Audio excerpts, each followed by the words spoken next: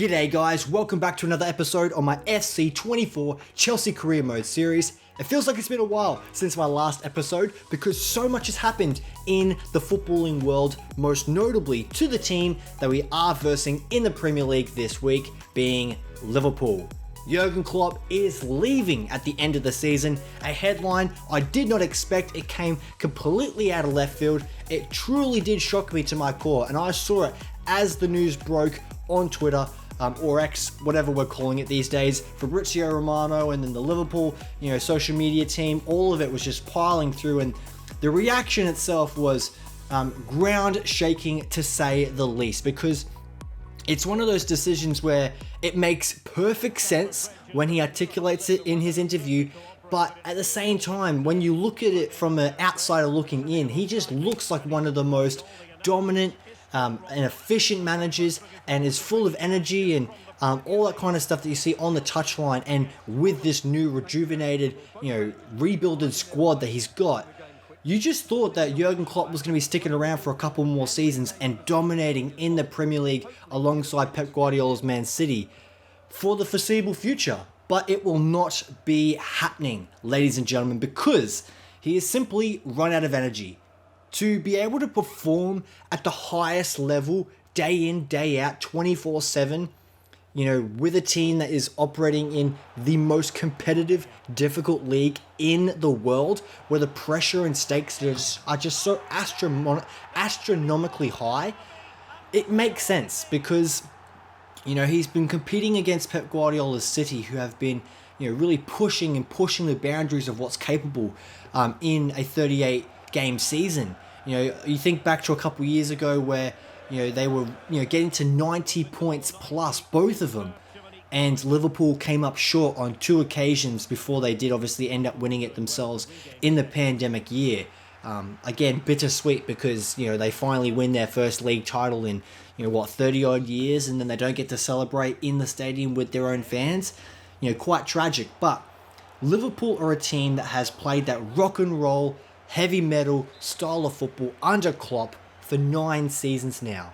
And now that he's coming to the end of his tenure, he wants to go out on good graces because, I think it's very easy in the Premier League especially for coaches just to get the sack and get shoved out the door really quickly when things don't go their way and the results aren't, satisfactory.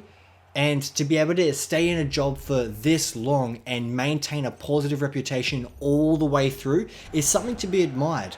And even though he's only had one Premier League, title win in that tenure, I still think he goes down as a Premier League legend just for, his points tally that he's accomplished, the play style, the players that he's developed and made better.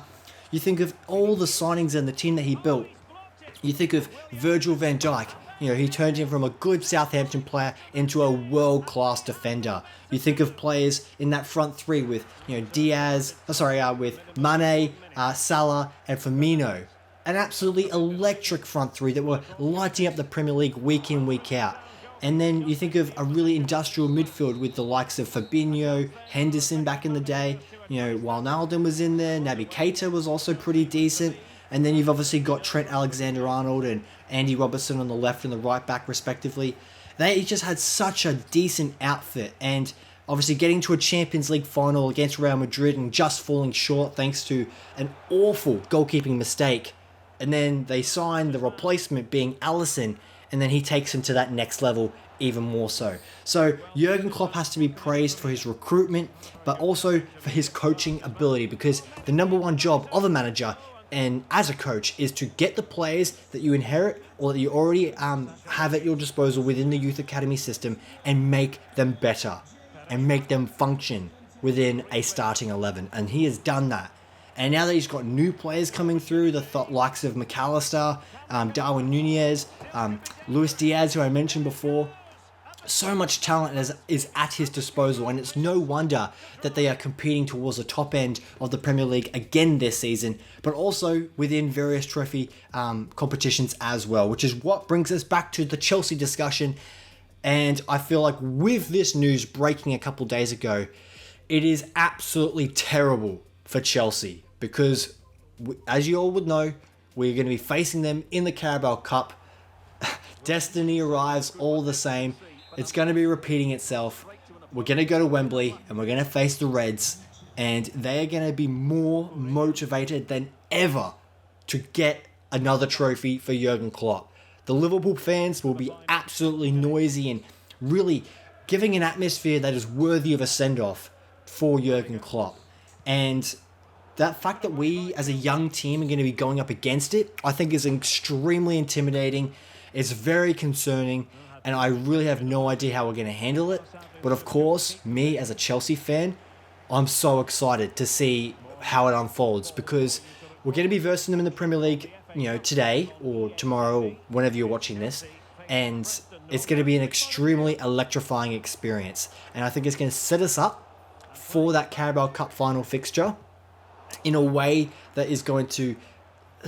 It'll give us a good beta test to see how well we can compete against this team. Because at the beginning of the season, when we versed them on match day 1, I was extremely impressed by what the Blues had done. Coming off a good pre-season, we had lots of good players at our disposal still, and I was like, we're in for an extremely exciting ride. But then we lost to West Ham, and many other results didn't go our way, and the wheels came off the trolley, so to speak. But obviously, in this game here, Liverpool have continued their momentum to get themselves to the top of the Premier League. We are sitting in 9th, I think, at the moment. And if we win this game, we will leapfrog Newcastle and Brighton, who have been struggling for form recently. And I think our time has come to start jumping up the league table and getting ourselves into a satisfactory position. Because coming into the season, with all the context given to it, with a young squad, new manager, new ownership, all the, behind the scenes drama, you would come into this season with the squad that we had expecting a top 6 finish. That's what I set my expectations to, and I think it's very doable given how other teams around us have been faltering for form recently. So I think it's going to be difficult to get anything higher than 6. If we can get 6th spot, I'll be very happy, and a Carabao Cup final win, then I'm living the dream. I don't think we're going to progress that far in the FA Cup. We've still got to bypass Aston Villa away from home this time in a replay, which was, it is what it is. It's the format of the tournament. I don't particularly like the fact that we have to do replays, but hopefully we can go do a job there, and we'll have to wait and see. But obviously beating Middlesbrough by 6-1, 6-2 on aggregate at Stamford Bridge, I think it's very funny because results very quickly dictate how a fan base feels.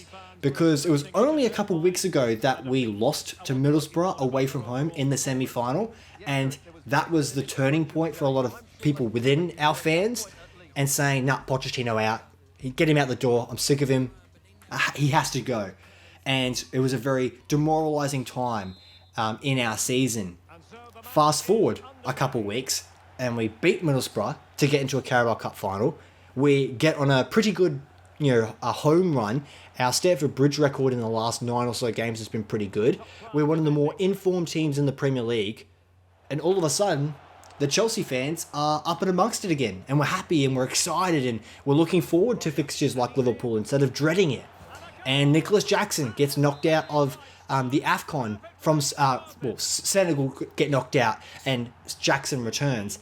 And I've seen some positive buzz about him returning back into the fold, which is good to see, because obviously we want to be as encouraging and optimistic with our players that we have at our disposal. So with all the speculation about, January transfer window, who's coming in, who's going out, it seems to be pretty straightforward. Not much has happened. A few loan recalls and distributions, but Karim Benzema is not going to be joining us this window, and I think our sights are set for Victor Osimhen come the next transfer window, which is extremely exciting, but time will tell if we are going to be able to get into a position that is going to entice him to come in the summer, because if we don't exactly get European football, he might go to other competition. You think of Arsenal, Real Madrid, or even Man United if they can get their shit together. So it's disappointing to be in this position where I am right now talking about Liverpool, because I really do appreciate Liverpool for the club that they are, if it wasn't for Fernando Torres going to Chelsea in 2011 or 2012, I probably would have been a Liverpool supporter. The sort of quick origin story of how I started supporting Chelsea was I was a massive Fernando Torres fan. Loved watching his highlights and watching some of his games. And then he switched to Chelsea, and me being a young, naive 11, 12-year-old just thought, oh, well, I'll support Chelsea now. And then by that time I was like, maybe I should just pick a team and stay with it. And what a team to stick with, am I right? They just won the Champions League around that time and obviously went on the dominance that they were carrying on from Mourinho's era. But of course, Liverpool is a team I have a lot of respect for. Klopp is a man that I deeply admire based off what he's done, but also his way he holds himself and the way he carries himself in the media, but also on the touchline. Yes, he's not a perfect specimen. Sometimes he goes overboard, but who doesn't? I remember when Thomas Tuchel went to shake Antonio Conte's hand at the end of the Spurs game and it all kicked off, and it's not exactly the most admirable behaviour, but goddamn is it entertaining. So from that perspective, I really do enjoy watching Liverpool play. And honestly, with Man City being as dominant as they are over the last couple of seasons, I want to see things shaken up. I don't want to see them winning the Premier League a year after year, because it just becomes boring if that becomes the predictability. You look at other leagues like the Bundesliga or the La Liga, and it's always the same teams that are winning those titles. And as a result, it diminishes the interest in the product. And the Premier League has been able to gain its reputation because it is so competitive, and so many teams are able to beat each other and compete for those top 4, those top 6, those top 10 spots. And of course, the relegation battle is always interesting. And you look at teams like Everton this season who have dropped points due to financial fair play and whatnot. And then you've also got Nottingham Forest, which are in a bit of strife. And then Crystal Palace, who are very quickly sinking into a potential relegation battle. And then Luton are in a bit of form, so maybe they might make the great escape. I don't know, there's lots of storylines going on.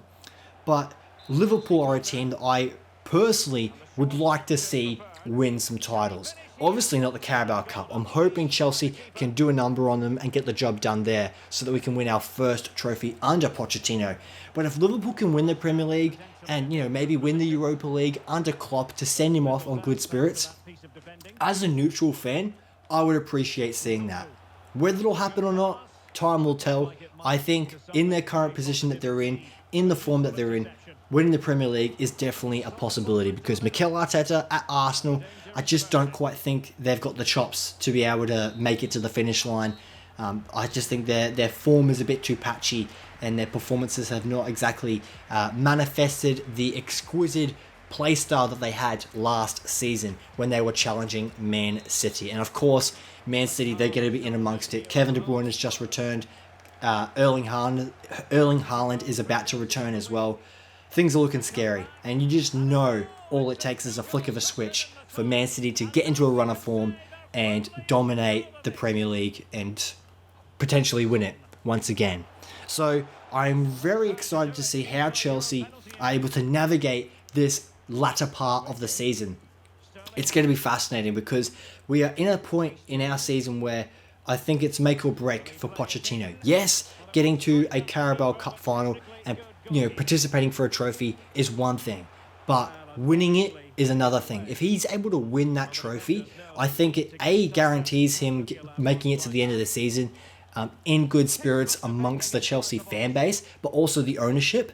But if he fails to win the cup, and then the Premier League campaign ends, anticlimactically, let's say finishing 8th, 9th, 10th potentially, lots of question marks are going to be asked of the owners, because Pochettino, he has already made me very skeptical from the start. I was not exactly ecstatic about his appointment from the get-go.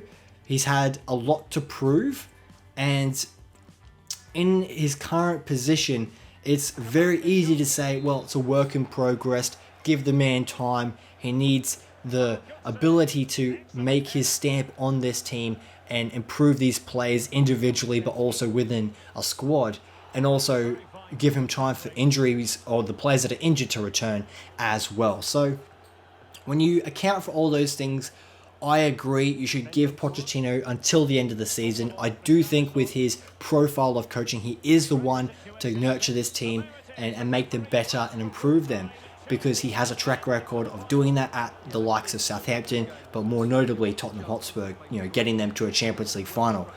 But I don't know, it's going to be interesting to see how it all unfolds. Anyway, that's enough chit chat. Let's get ready for this game against Liverpool at Anfield. This is the team that they most likely will be fielding. It's a very formidable lineup. It's like I was saying earlier, like they've just got so much talent at their disposal, and Endo has not exactly been the most solid defensive midfielder in the Premier League, but he's certainly a solid option. And if they can get an elite CDM maybe next season, because obviously I know they were going for Casado late in the market, but then Chelsea were able to get the job done. But if they can get that position sorted and then keep players fit, I think Liverpool's going to be a very, very dangerous outfit for years to come. Anyway, let's look at our team and see who we will be fielding. We've got a few tired players around the park, but I think I'm mostly happy with what I see. I think I'm going to keep the lineup that we've got. I'm going to change to my home kit, and then let's get ready to rock and roll, because it is certainly going to be a blockbuster at Anfield. Now, the unfortunate thing about this career mode that I have been playing for you guys is that the team in-game is very low on confidence, and the fact that we have a lot of players in that sort of 75 to 80 range in terms of overall rating means we don't exactly function at a high level. We are struggling for form really bad, and it's making it very difficult to get results. We have been losing to too many teams recently, and it's quite embarrassing. The result against Fulham, where we blew a 2-goal lead, was severely underwhelming, and now coming up against Liverpool, who are one of the better teams in the league, it's certainly not going to be an easy game. So this good start here with the early possession is positive. Hopefully we can get an early goal, but the pass is not exactly great.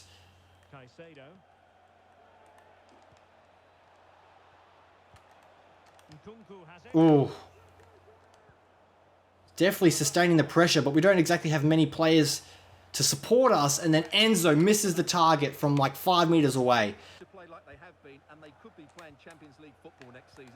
It would certainly be a surprise, but they deserve it at the moment. James has looked a little bit sloppy in the early stages here. Thankfully, he's able to clean up. Oh, what the fuck is that? Are you taking the piss, game? That was meant to be a pass to Cucurella, and instead he passes it straight to the Liverpool man. Oh my god, the embarrassment continues to mount.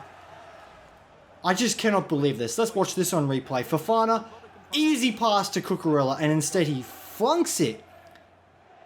Needs to go to Specsavers because he can't see where his teammates are. Oh, I can't believe that. And we've gone down by a goal to nil in the early stages of this game, and everything I was saying once we kicked off has manifested itself in more embarrassing fashion. He got himself on the end of a cross with a beautiful header. They've scored the opener with The Liverpool press is inescapable, and Fofana doesn't land a tackle, which allows them to advance up the field, but we're able to defend it decently enough, and Enzo lands a tackle, but it gets tackled again. Might have to clear this if we're not careful. Can we escape? James is able to find Madueke. Beautiful build-up play. And the pass to Nkunku is not good enough. Can we get away on the counter? Madueke's got some pace. He is able to dart his way through. Very Eden Hazard-like. Can he finish it off though? Oh, he can. He just rolls it into the back of the net. That was an incredibly impressive goal. The composure once he entered the box. It wasn't exactly a formidable strike on his right foot, but it was easily gliding into that bottom left-hand corner. And Alisson, as we'll see on the replay, probably should have done better, but he hasn't. And Madueke has got the equaliser here for the Blues at Anfield. Beautiful stuff there. Great goal. All right, let's continue this because we have had lots of possession, but we just haven't quite been able to get enough shooting opportunities. And our first one there has ended up coming up good for us.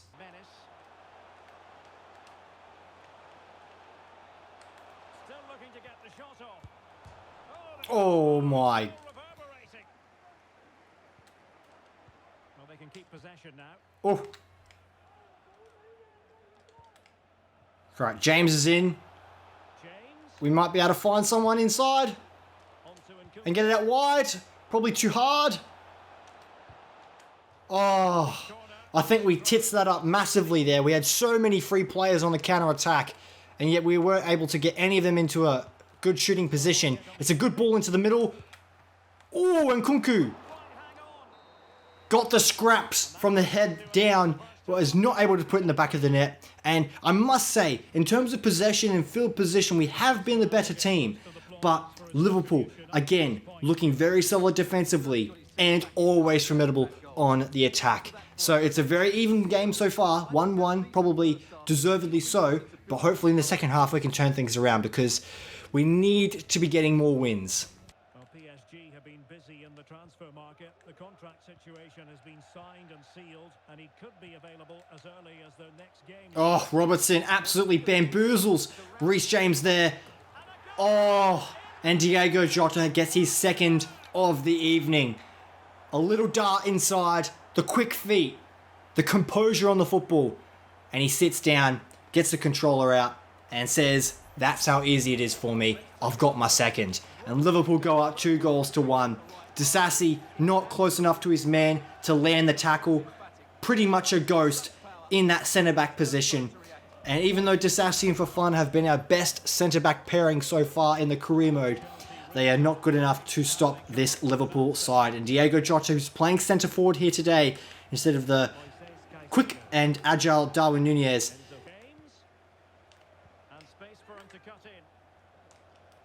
Oh, Jackson not strong enough to beat the brick wall that is Virgil van Dijk. Our press is good though. Someone's got to land a fucking tackle though. None of us can, and the pass gets out. Oh, and James, that is not good enough there.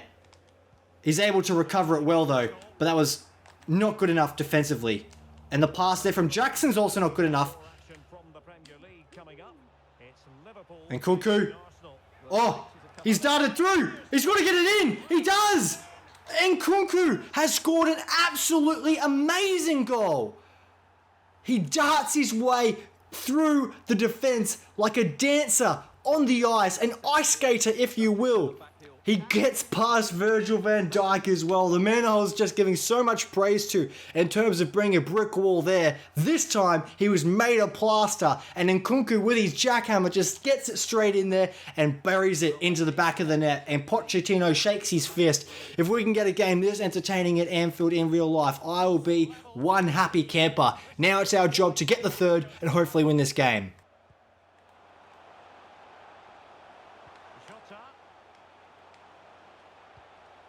Oh, it's going to go out for a corner. All right, our substitution is going to come on now. Lots of changes. I'm sure the graphic didn't come up, so you'll have to see in the top left-hand corner who's coming on and off. As I concentrate on this corner here, Sanchez is able to come out and easily collect. Let's give it out to the vice-captain, Ben Chilwell. Armando Broja, do your job and make a run, please.